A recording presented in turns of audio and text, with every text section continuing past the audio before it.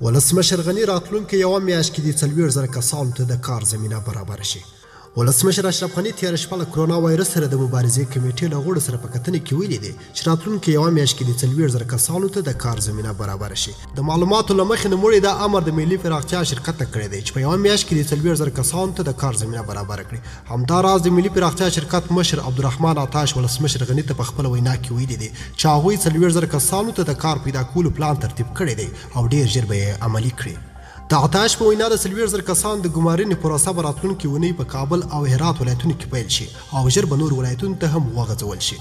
ولسمشر غني په داسې وخت کې 40,000 کسانو ته د کار کولو زمینې برابرولو خبره کوي چې تازه د هرات او کابل ولایتونو د کرونا وایرس د مخنیوي له امله کرنټین شوي دي او دولتي ادارو ته 3 اونۍ رخصتي ورکړل شوې ده. که څه هم په نړۍ کې ډېر هېوادونه کرنټین دي، خو په افغانستان کې بیا بېوزله کورنۍ په حکومت نیوکې کوي چې هغوی د یو وخت ډوډۍ پیدا کولو توان نه لري او حکومت یې لاسنیوی نه کوي، نو دوی ته به د کرنټین پر مهال ژوند ډېر سخت شي. که څه هم د افغانستان د کرکټ ملي لوبډلې لوبغاړو او نورو خلکو د بېوزله او غریبو هېوادوالو د لاسنیوي ته ټټر ډوبولی دی او یو شمېر خلکو سره د خوراکي توکو مرسته روانه کړې ده، خو په افغانستان کې ډېر خلک بېوزله دي او که حکومت د دې خلکو چاره ونه کړي نو د کرنټین پر مهال به له سخت حالت سره مخ شي. د ویډیو له کتلو مو ډېر زیاته مینه او مننه.